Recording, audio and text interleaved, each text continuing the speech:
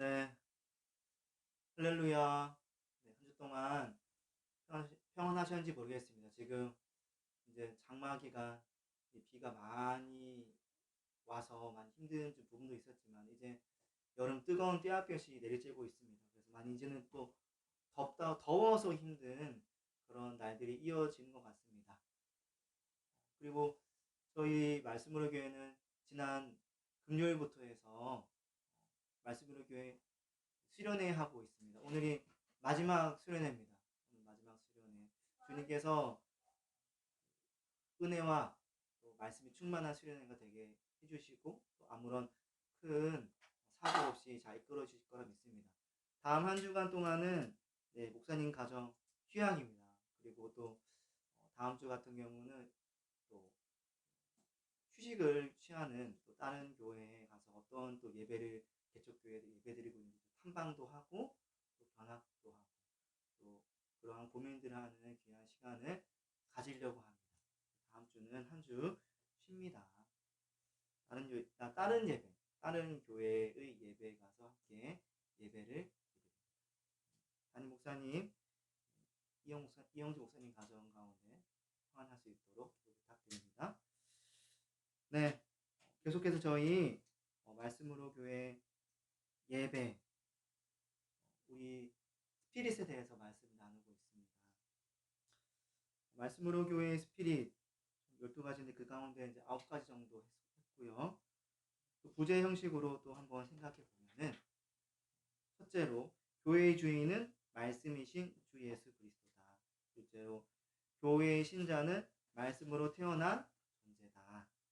셋째로 말씀으로 태어난 신자는 말씀을 통해 교회적 존재로서 성경적 성도로 자란다. 넷째로 성경적 성도는 하나님 나라 공동체로서 말씀, 교제, 성례, 기도에 힘쓰는 성경적 교회로 산다. 다섯째로 성경적 교회는 또 성경적 목회자와 교회를 돕는 사역을 한다. 교회 연합 사역, 제자 사역, 말씀 사역, 예배 사역을 한다. 이렇게 나누고 있습니다. 아홉 번째, 성경적 교회는 예배 사역을 한다라는 부분을 나누고 있죠. 예배자로 부르셨습니다. 예배자로 부르신 자들에게는 예배자의 사명, 교회의 사명 세 가지가 있죠. 예배, 양육, 선교입니다. 예배, 양육, 선교. 예배 부분에서 삶의 예배, 공예배 그런 것들을 드려야 되는 유의점들을 묵상해봤고 또 양육 사명 할 때는 그 양육의 필요성과 말씀 양육, 경건 연단 또 경건을 돕는 힘, 양육의 이유, 양육의 목적 또 양육의 꽃에 대한 부분을 생각해봤습니다. 오늘은 드디어 선교 첫 시간입니다. 선교의 필요성에 대해서 한번 나눠보려고 합니다. 하나님 앞에 예배자로 부르심 받은 우리에게 이러한 예배 사명과 양육 사명, 선교 사명이 있습니다. 예배자인 우리는 공적 예배와 또 삶의 예배를 드리면서 주님 앞에 예배드리고 또 더 좋은 예배를 드리기 위해서 양육을 받습니다. 그런데 양육을 받는 것으로 끝이 아닙니다. 선교를 해야 될 의무가 있습니다. 예전에는 이제 그랬던 것 같아요. 그래, 복음을 전해야지, 선교하자. 좀 젊었을 때는 그랬던 것 같아요. 좀 마음이 뜨겁고 그 뜨거운 마음에 한번 복음도 전하고 선교도 하고 그랬던 것 같습니다. 하지만 현장에 딱 나가면 느끼는 게 있죠. 바로 마음이 탁 식습니다. 여러 가지 어려움들을 탁탁 경험하게 되기 때문입니다. 현실은 생각보다 차갑습니다. 문제에 부딪히는 순간 생각하죠. 뭘 좀 알아야 되겠다. 너무 선교에 대해서 생각 없이 했던 것 같다. 학자처럼 선교를 체계적으로 폭넓게 이제 공부할 수는 없겠지만은 어느 정도 알아야 될 부분들은 있겠죠. 그래야 벽이 부딪혔을 때 헤쳐나갈 힘을 기르게 됩니다. 또 힘들어도 다시 하나님의 말씀을 생각하면서 이겨낼 수가 있게 되는 거죠. 그래서 오늘 한번 성교의 필요성에 대해서 알아보겠습니다. 사도행전은 초대교회의 성교에 대한 이야기로 가득합니다. 그러니까 예루살렘부터 땅끝까지 이르러 초대교회가 어떻게 선교, 복음을 증거했었는가 잘 나와져 있는 그런 역사책이죠. 신약 역사책. 이 초대교회의 선교 과정들, 그 가운데 첫 부분을 보면서 선교 이래서 해야 되는 거구나 깊이 고민해 보도록 하겠습니다. 1, 2절 이렇게 말하고 있습니다. 데오빌로여, 내가 먼저 쓴 글에는 무릇 예수께서 행하시며 가르치기를 시작하신부터 그가 택하신 사도들에게 성령으로 명하시고 승천하신 날까지의 일을 기록하였노라. 누가는 데오빌로다는 인물에게 지금 사도행전이라는 서신을 쓰고 있는 겁니다. 데오빌로, 헬라식 이름으로 볼 때 그리스도를 믿는 이방인, 이렇게 생각할 수 있습니다. 그리고 누가복음 1장 3절에 보면 나도 데오빌로 각하에게 라고 하는 부분이 있습니다. 누가복음. 그 부분을 봤을 때 이 데오빌로라고 하는 사람은 로마의 고위 공직자라는 부분을 알 수 있겠죠. 누가는 아마도 이방인인 그에게 복음을 더 잘 알려주고 싶었던 것 같습니다. 이런 초대교회가 그 다음 이후에 어떻게 하나님의 복음을 전해갔는가라는 그 부분입니다.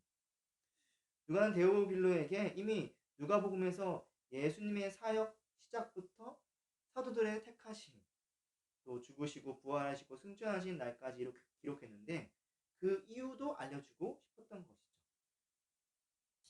누가는 데오빌로에게 예수님의 죽음과 부활이 확실한 역사적 사건이라는 사실을 오늘 본문에서 알려줍니다. 자, 3절 이렇게 말하죠. 그가 고난 받으신 후에 또한 그들에게 확실한 많은 증거로 친히 살아계심을 나타내사 40일 동안 그들에게 보이시며 하나님 나라의 일을 말씀하시니라. 그가 고난을 받으신 후에입니다. 예수님이 고난받아 죽으시고 부활한 것을 역사적 사실로 지금 말하고 있는 겁니다. 그는 예수님이 부활하사 확실한 많은 증거로 친히 살아계심을 제자들에게 보여주셨다라고 하고 있어요.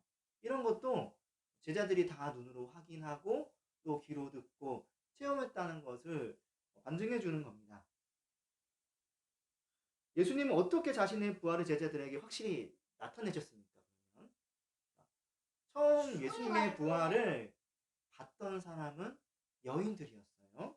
그래서 부활하신 예수님을 봤던 여인들이 예수님의 죽으신 시체를 3일째 되는 날 가서 이렇게 닦고 하려고 했었는데 닦아보니까 부활하신 것을 발견하게 된 거죠. 또 11명의 사도들이 보았죠. 11명의 사도 그 다음으로 보았습니다. 도마도 보았어요. 도마가 그 자리에 없었거든요. 그래가지고 도마가 그 자리에 없었으니까 도마가 있을 때 가가지고 예수님께서 도마에게 자신의 몸을 만지게 하시고 하면서 자신의 부활을 믿을 수 있게끔 하셨죠. 또 엠마오로 가는 두 제자에게 예수님은 자신을 드러내셨습니다. 또 7명의 제자들, 또 예수님의 부활을 보고도 갈릴리로 물고기 잡으러 갔던 제자들이 있죠. 요한복음 마지막 장에 보면은 그 제자들에게도 예수님이 또 나타나셨어요. 그리고 무려 40일 동안 예수님은 제자들과 함께 하시면서 자신의 부활하심을 나타내시고 나중에는 다른 성경에 보면은 500여 명의 제자들이 예수님의 승천 과정을 보았다라고 말을 합니다. 누가는 예수님이 얼마나 역사적으로 확실히 죽으셨고 또한 확실히 부활하셨는지를 설명해 주고자 했던 겁니다. 그런데 누가가 이런 가운데 우리의 관심을 다른 것으로 돌립니다. 그것은 예수님이 40일 동안 가르치셨던 하나님 나라예요. 3절 하반절에 보면 이렇게 말하죠. 40일 동안 그들에게 보이시며 하나님 나라의 일을 말씀하시니라. 예수님이 40일 동안 하나님 나라에 대해 가르치시는 것으로 보아 얼마나 예수님이 하나님 나라에 대해서 중요하게 생각하시고 제자들에게 그 하나님 나라를 기억하게 하시려고 했는지 알 수 있는 대목이에요. 40일 동안 했으니까 얼마나 반복적으로 구체적으로 가르쳐 주셨겠어요. 그리고 이렇게 40일 동안 예수님이 하나님 나라를 가르치셨다는 것은 예수님의 사역의 핵심이 뭐다? 하나님 나라. 그렇다면 예수님은 어떤 연유로 하나님 나라를 가르치셨을까? 하나님 나라와 예수님과는 어떤 관계가 있는 것일까? 생각해 봐야 되겠죠? 자, 태초에 하나님은 천지를 창조하셨습니다. 하나님의 창조는 6일 창조죠. 하나님은 6일째에 사람을 창조하시고 복주시고 그 땅을 정복하고 다스리게 하셨습니다. 하나님은 사람을 하나님의 대리 통치자로 세우셨습니다. 하나님은 모든 것을 보시고 심히 좋다라고 말씀하셨어요. 하나님은 일을 마치시고 7일 때는 안식하셨죠. 하나님이 이런 복된 통치가 일어나는 상태, 이것을 신학자들은 하나님 나라라고 말합니다. 하나님이 창조한 세계에서 하나님의 백성이 하나님의 복된 통치 가운데 이 땅을 정복하고 다스리는 상태, 그것이 하나님 나라인 거죠. 그런데 아담이 범죄했습니다.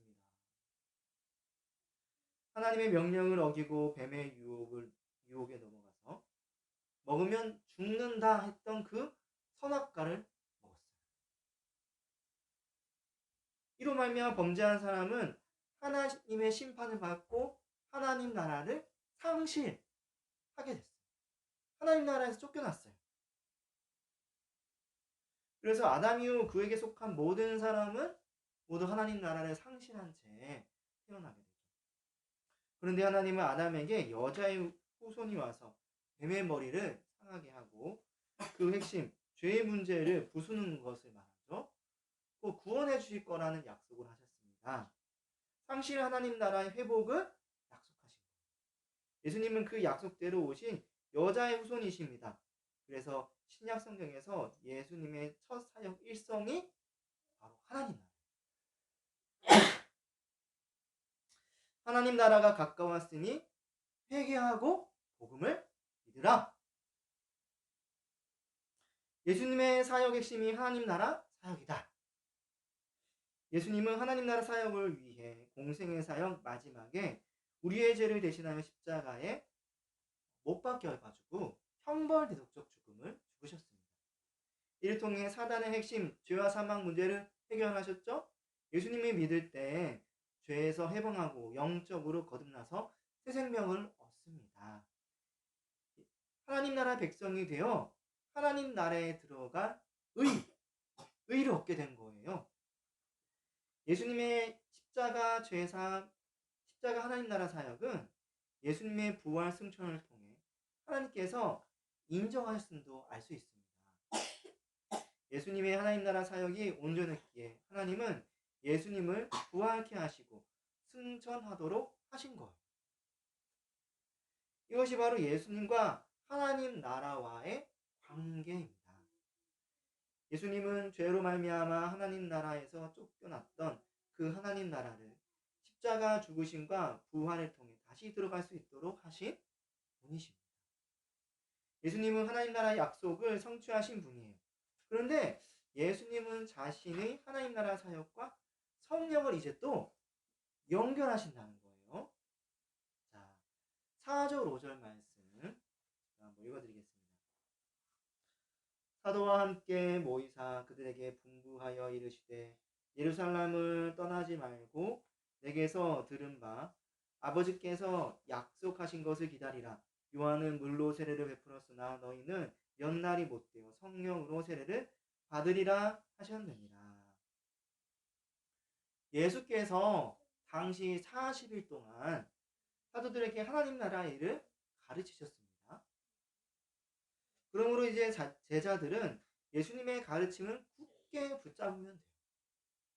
하나님 나라의 복음을 붙잡고 그렇게 주님을 예배하면서 살아가면 돼요. 그런데 예수님은 여기에 하나를 더 덧붙인 거예요. 하나님 나라와 성경을 연결해 주셨다라는 거죠. 성령이 오시기 전까지는 예루살렘을 떠나지 말라는 거예요. 성령이 오시면 이제 뭘 하던가 하라는 거죠. 그렇게 기다리던 성령님이 오셔서 세례를 주실 것이니 그때까지 기다리라는 거예요. 마치 성령님이 하나님 나라 사역과 딱 연결되어 있다는 것을 알려주시는 것 같습니다. 성령님이 오시면 그때부터 하나님 나라 사역을 하실 거니까 너희들은 그 뜻에 맞춰서 해나가면 된다라고 하시는 것 같아요. 세례 요한도 예수님의 사역을 성령님과 연결하여서 이야기했었습니다. 마가복음 1장 8절이죠. 나는 너희에게 물로 세례를 베풀었거니와 그는 너희에게 성령으로 세례를 베푸시리라. 그러면 성령이 오시는 것과 하나님 나라는 정말 어떤 관계가 있는 걸까? 자, 구약 요해에서는 성령을 말세를 알리는 영으로 이야기를 합니다. 요해에서 2장 28절 말씀입니다. 그 후에 내가 내 영을 만민에게 부어주리니 너희 자녀들이 장래일을 말할 것이며 너희 늙은이는 꿈을 꾸며 너희 젊은이는 이상을 볼 것이며. 여기에서 그 후에는 뭔가요? 말세를 말합니다. 요해 선지자는 그 후 말세에 하나님께서 내 영, 성령이시죠? 성령을 만민에게 부어주실 것이라고 이야기합니다. 그래서 구약에서 성령이 오심은 말세의 시작을 이야기를 합니다. 그리고 신약 성경에서 예수님은 진리의 성령이 예수님을 증언하며 예수님의 사역을 이어갈 것을 이야기하시죠. 요한복음 15장 26절 말씀입니다. 내가 아버지께로부터 너희에게 보낸 보혜사 곧 아버지께로부터 나오시는 진리의 성령이 오실 때 그가 나를 증언할 것이요. 성령이 예수님을 증언하며 예수님의 사역을 이어간다면 이게 무엇을 말하는 겁니까? 결국 예수님이 하셨던 하나님 나라 사역, 하나님 나라 복음 선포, 그 하나님 나라 성취를 이어가는 것이죠. 사도행전에서 베드로는 예수님이 승천하셔서 하나님 나라의 주로 선언되셨다는 말씀을 이야기합니다. 사도행전 2장 33절 말씀이에요. 하나님이 오른손으로 예수를 높이시매 그가 약속하신 성령을 아버지께 받아서 너희가 보고 듣는 이것을 부어주셨느니라. 성령이 단순하게 오셔서 그냥 하나님 나라 사역, 예수님의 하나님의 사역, 바톤 터치? 그게 아니라는 거예요. 예수님이 성령님을 보내시는 것은 예수님이 하나님 나라의 왕이 되시는 것과 관련이 있습니다. 이제 예수님이 하나님의 오른손으로 높이 들려서 승천하셨죠? 하나님 보좌 우편에 앉으셨어요. 하나님 나라 왕으로 선언되신 거예요. 예수님은 바로 하나님 나라의 왕으로서 하나님 나라 사역을 위해 그의 교회를 다스리기 위해서 성령을 교회에게 보내주셔서 하나님 나라 일을 하게 하신 겁니다. 그러므로 4절 5절에서 예수님께서 하신 말씀은 하나님 나라 주로서 하나님 나라 사역을 위해 보내실 보혜사 성령을 기다리라 라는 말씀입니다. 하나님의 보좌 우편에 앉으신 하나님 나라와 예수님을 대신해서 성령님이 이제 사역할 것이다. 너희는 그 성령과 함께 하라. 그러니까 그 성령을 일단 기다려야 되겠죠. 아직 안 오셨으니까. 결국 1절에서 5절이 말하고자 하는 바는 이렇게 말할 수 있을 것 같습니다. 예수님은 십자가 죽으심과 부활을 통해 하나님 나라를 이루셨다. 이루셨다. 하나님이 태초에 사람에게 주시려고 했던 그 하나님 나라, 아담이 범죄함으로 말미암아 모든 사람은 그 하나님 나라를 상실해 버렸죠. 하나님은 주시려 했는데 그 나라에서 영원히 살게 하도록 하시려고 했는데 사람이 범죄했어요. 사람은 하나님 나라를 상실한 채 죄의 노예 가운데 살아가게 되었습니다. 하나님을 알기를 좋아하지 아니하고 하나님을 거부하며 자기 혼자 살아가기를 좋아하고 자기가 왕이 되어서 하나님이 창조한 세계 가운데에서 자신의 왕국을 세워가는 것이 바로 죄인 사람입니다. 모든 사람은 죄와 사망 가운데에서 마귀의 지배 아래 살아가죠. 그래서 마귀가 예수님을 시험할 때 그러지 않습니까? 높은 산에 데리고 가가지고 너가 나에게 절하면 그 네가 지금 보고 있는 이 영화로운 땅 모든 것을 내가 너에게 주겠다. 이런 의미로 이야기를 하죠. 마귀의 지배 아래 있는 세상인 거예요. 그러나 하나님의 약속대로 예수님께서 오셔서 하나님 나라 복음을 선포하셨습니다. 하나님 나라 사역하셨습니다. 그리고 십자가에서 우리 죄를 대신하여 죽으시고 부활하심으로 하나님 나라 복음, 하나님 나라를 회복하셨다. 하나님 나라를 성취 이루셨다. 이제 예수님의 십자가 사역을 통해 죄인들도 하나님 나라에 들어갈 기회를 얻었습니다. 이뿐 아니라 예수님은 부활하시고 승천하셔서 하나님 나라의 주가 되셨어요. 하나님의 보좌 우편에 앉으신 예수님은 말세에 하나님 나라 사역을 위해서 성령님을 보내셨습니다. 성령님이 오셔서 예수의 하나님 나라 사역을 이어가시는 거죠. 그래서 골로새서 1장 13절에서 14절 말씀 이렇게 이야기를 합니다. 그가 우리를 흑암의 권세에서 건져내사 그의 사랑의 아들의 나라로 옮기셨으니 그 아들 안에서 우리가 속량 곧 죄사함을 얻었도다. 그런데 예수님은 하나님 나라가 성취되었고 그 나라의 주로서 성령을 이 땅에 보내셔서 하나님 나라 일을 하시면 됩니다. 그렇죠? 그런데 이제 더 할 것이 없는 것 같은데 예수님은 더 할 일이 있다는 것을 우리에게 이야기해 주시죠. 바로 교회에 대한 이야기입니다. 하나님 나라 사역 이제 교회가 참여해야 된다라는 부분이에요. 6절 말씀입니다. 6절 말씀. 그들이 모였을 때 예수께서 여쭈어 이르시되 주께서 이스라엘 나라를 회복하심 이때니까 하니. 부활하신 후 40일 동안 제자들에게 하나님 나라를 예수님은 가르치셨습니다. 이제 본문에서 드디어 승천하시기 직전 부분인 것 같아요. 그때 제자들은 승천하실 것을 어느 정도 어떤 일이 일어날 것을 알았던 것 같아요. 그래서 그때 제자들이 하나님 나라 일의 마지막 이야기를 한번 질문합니다. 그것은 이스라엘 나라의 회복, 즉 하나님 나라의 완성이 예수님의 재림 이때, 그러니까 성령 세례, 성령 세례 말하는 겁니다. 이때 성령 세례가 성령님이 오셨을 때가 그 하나님 나라가 완성될 때이니까 이렇게 예수님에게 물어본 거예요. 왜냐하면 구약 선지자들은 성령의 오심 그날 그때를 여호와의 날로서 하나님 나라가 완성될 날로 이해를 했기 때문입니다.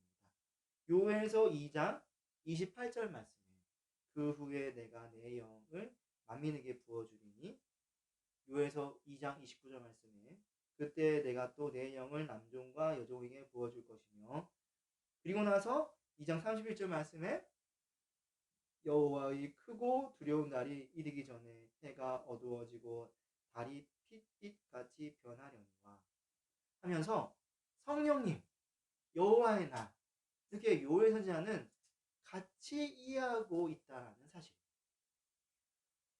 자, 그러나 예수님은 마지막 때 재림이 언제인지 생각지 말고 성령님이 임하시면 예수님의 증인이 되라고 명령하셨습니다. 사도행전 1장 7에서 8절 말씀에 이르시되 때와 시기는 아버지께서 자기의 권한에 두셨으니 너희가 알 바가 아니오.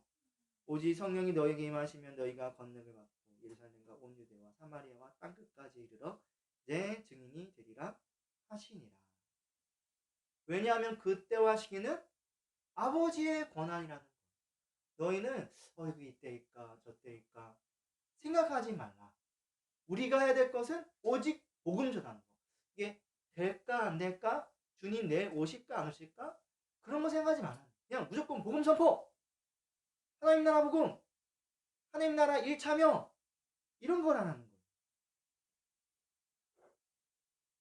이에 대해 성도는 궁금해할 필요가 없는 거예요. 걱정하지 말라는 거죠. 다만 예수님이 부탁하신 그 예수님의 증인으로 해서 사명을 감당하라.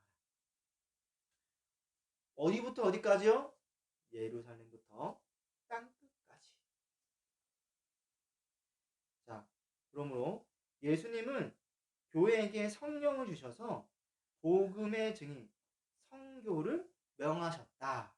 이렇게 말할 수 있습니다. 선교를. 예수님은 교회에게 선교를 위해서 복음의 증인이 되게 하신 거예요. 이것이 교회가 해야 할 일과 맞닿아 있습니다. 교회는 그저 친목 도모를 하는 그런 곳이 아닙니다. 교회는 문제 해결만을 위해서 오는 것도 아니고요. 찬양이 좋아서 찬양을 즐겁게 부르며 마음의 위로를 얻는 것도 아닙니다.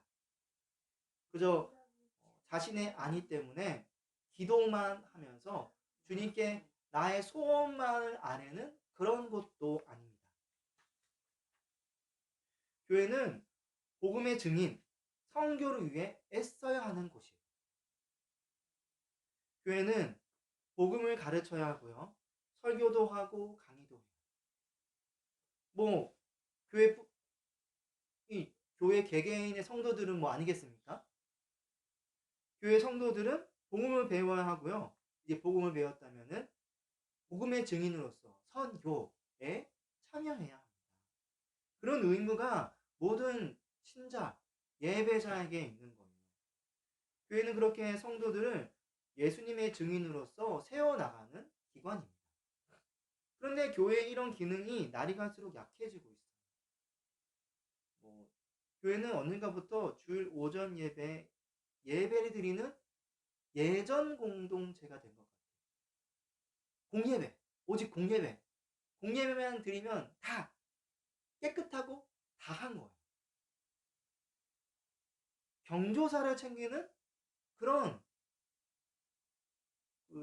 앞집 뒷집 철수 아버지, 영희 아버지가 모이는 그런 마을 회관이 된 것 같기도 합니다. 경조사 챙기는 그런 공동체. 또 어디 아프면 가서 돌봐주고 챙겨주고 걱정해주는 의료기관이 됐나. 그래서 아프면 빨리 가가지고 이제 그분들 도와주고 해야 되는 것 같은. 또 교회 내에 좀 나이가 있으신 성도님들이 있다면은 언제든 가서 돌봐주고 돌봄센터인 것 같기도 해요. 때로는 어린이들이 있다면 어린이 돌봄센터도 하는 것 같고 주일 어린이 돌봄센터를 하고 있는 건가요? 그런데 중요한 것은 그런 활동을 통해 복음의 증인으로서 세워가고 있는가라고 하는 우리의 고민이 있어야 된다는 사실입니다. 혹시 교회를 유지하는 데 급급했었나요? 혹시 부서를 유지하는 데 그냥 급급하면 그게 과연 선교라고 할 수 있는지, 우리가 원래 목적으로 하던 바가 실현되고 있는지 생각해 봐야 됩니다. 이런 모든 활동이 쓸데없다는 거 절대 아닙니다. 다 필요하죠. 왜? 그 교회가 해야 할 일 중에 해야 한 부분들이 많습니다. 교회는 구제를 해야 됩니다. 통합적으로 이야기하면. 그러나 또한 잊지 말 것은 교회는 신자들을 복음의 증인으로 세워서 이 선교의 일에 참여하게끔, 하나님 나라 사역에 참여하게끔 해야 된다는 거예요. 교회는 이를 위해 강조도 하고 따로 시간도 내고 함께 모이고 기도도 하고 여러 가지 한번 계획도 짜보고 해야 되는 거예요. 어떻게 그것이 뭐 특별히 목사만 해야 되는 일입니까? 전도사, 권사님, 장로님, 어느 복음 잘 전하는 집사님만의 일입니까? 아니죠. 아니죠. 성령님이 오시자마자 하나님 나라의 일을 선포하셨는데 그 성령 받은 모든 초대교회 사람들이 나가서 하나님의 일을 선포했어요. 자, 또 교회가 복음의 증인, 선교할 수 있도록 성령을 주셨다는 사실 한번 생각해 봐야 됩니다. 구약 때 성령은 지금과 달랐습니다. 성령님은 어떤 특정한 사람들에게만 역사하셨습니다. 선지자, 제사장, 왕, 사사, 하나님의 사람들. 그리고 계속 머물지도 않으셨어요. 잠깐 임하시고 떠나셨고 머무시지도 않으셨고 그랬습니다. 한계가 참 컸어요. 장소도 제한적이었어요. 공식적으로 임재하는 장소는 성전. 특별히 어떤 경우에 했을 때 하나님의 사람들이 있는 곳에 이렇게 임하시기도 했지만은 공식적으로는 성전이었죠. 뭐 성령님도 그러하셨습니다. 성령님이 원하시면 다른 장소 하나님의 사람에게 임하신 거, 그렇죠?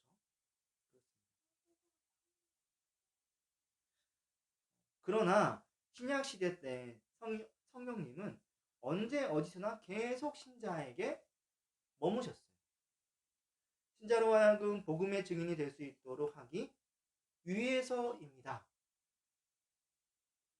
성교의 필요성, 성령으로부터 알 수 있죠. 자, 베드로의 설교 가운데 성령이 임하시고 담대히 복음을 선포했습니다.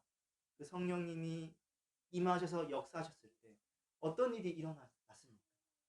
3,000명, 또 5,000명 전도되는 역사들이 일어났었죠. 이제 성령님이 오셔가지고 그런 선교의 일이 곳곳에서 일어나고 있는 거예요. 장소도 이제는 뭐 성전 아니죠. 아닌 곳에서도 가능하게 되었고 또 성령님이 우리에게 은사도 주세요. 하나님의 복음을 전하기에 너무나도 유익하죠. 교회가 교회대로 한 몸 되게 하여서 그 안에 오게 되면은 복음을 충분히 알게 되고 많은 사랑을 받게 되면서 아, 예수 믿는다는 것이 바로 이런 것이구나. 복음을 깊이 알아가게 되죠.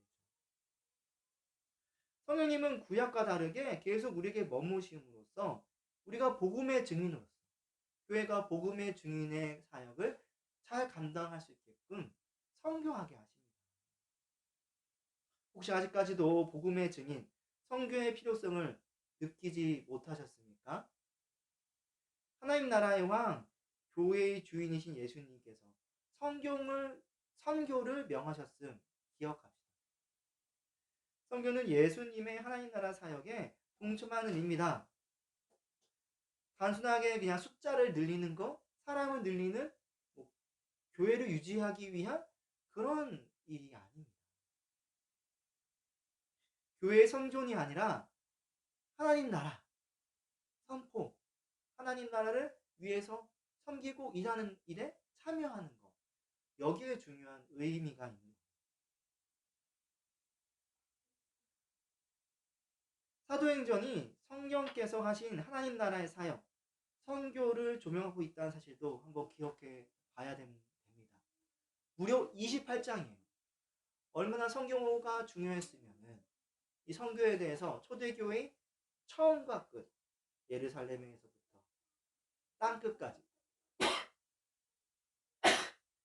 땅끝까지 이르러 복음을 주겠던 그 초대교회의 역사를 다 기록했겠습니다. 그만큼 선교하라는 겁니다. 예수님의 증인으로서 하나님 나라 사역에 참여하라는 거예요.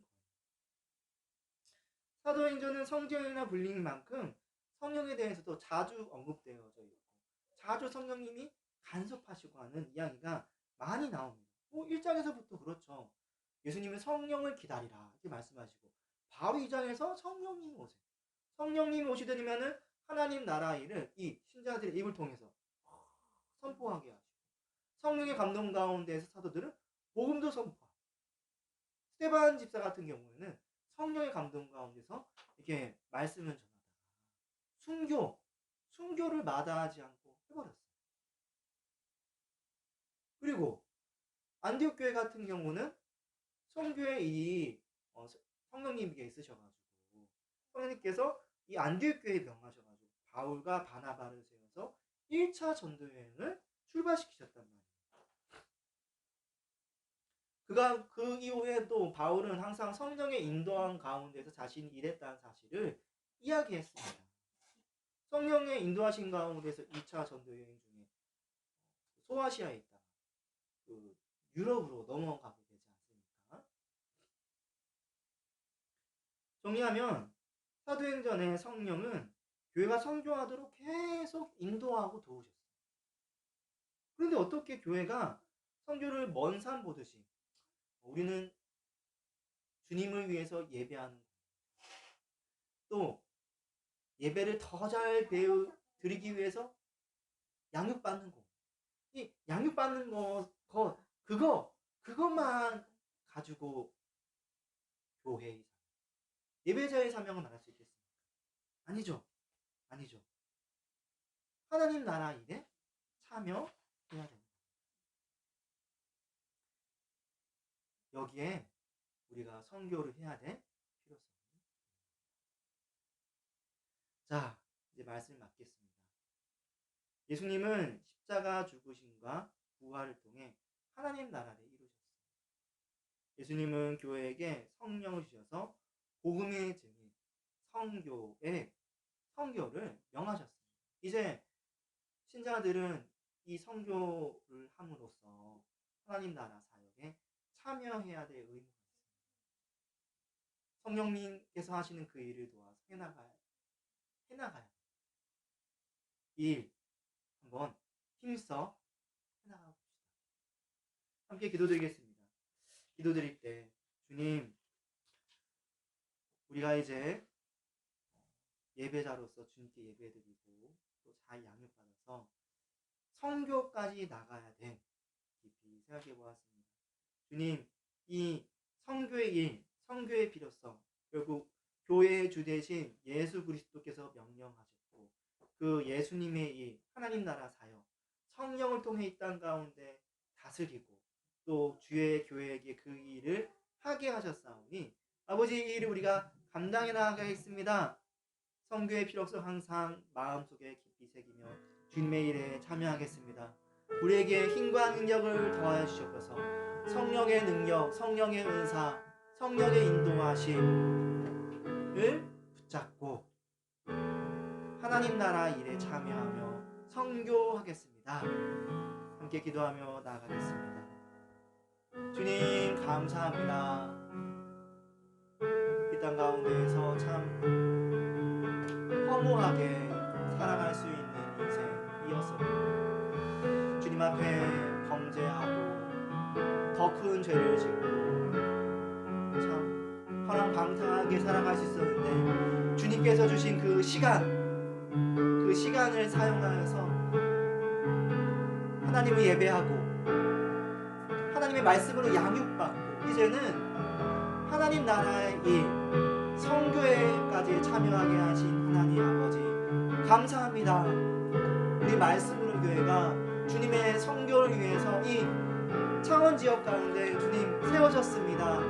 아버지, 기뻐하여 주시옵소서. 아버지, 더 큰 은혜와 사랑 아버지 베풀어 주시옵소서. 주님의 사명 감당하겠습니다. 주님의 선교 완성하겠습니다. 우리 말씀으로 교회가 이 창원 지역 가운데서 정말 교회다운 교회, 하나님의 말씀을 높이 들어서 정말 진리의 기둥과 토로스의 그 교회의 역할, 하나님의 말씀이 말씀답게 선포되는 그 역사, 그 선교, 하나님 나라의 영광을 드러낼 수 있도록 아버지여 도와주시옵소서. 그저 예배드리고 그저 양육받는 것으로만 기쁨으로 삼는 것이 아니라 그저 죽기만을 바라며 주님 어서 오시옵소서라고 생각하는 것이 아니라 주님께서 맡겨주신 그 선교의 사명을 감당하며 나아갈 수 있는 아버지, 우리 될 수 있도록 도와주시옵소서. 우리에게 있는 그 시간, 우리에게 있는 그 자원, 우리에게 있는 그 은사, 생명, 그 모든 것이 주님께서 주신 것이 아니겠습니까? 아버지 성교의 필요성을 마음속 깊이 생각하며 아버지 주님 앞에 선교자로서 선교의 사명 감당하면서 나아갈 수 있도록 도와주시면서 주님 예배자는 주님 앞에 예배자이면서 양육자이면서 선교자임을 생각할 수 있도록 도와주시면서 그리하여서 주님에게 더 좋은 예배 주님의 예배로 초대하는 교회 말씀으로 교회가 될 수 있도록 아버지 도와주시옵소서. 아버지 이 일에 헌신된 말씀으로 교회 될 수 있도록 도와주시고 아버지 지금 우리 이영주 목사님 가족이 이 일에 헌신되어서 우리 말씀으로 교회를 세워가고 있는데 이 창원 지역 가운데 있는 하나님의 백성 하나님의 나라 사람들이 한 명 두 명 모여들어서 그리 위해서 기도하고 헌신하고 지혜를 모으고 함께 힘을 내어서 나아갈 수 있도록 아버지 은혜를 베풀어 주시옵소서. 그 주님을 바라보면서 오늘도 예배하며 기도하며 나아갑니다. 아버지 초대교회를 그렇게 인도하여 주셨듯이 우리 말씀으로 교회도 인도하여 주시옵소서. 감사합니다. 예수님 이름으로 기도합니다. 아멘.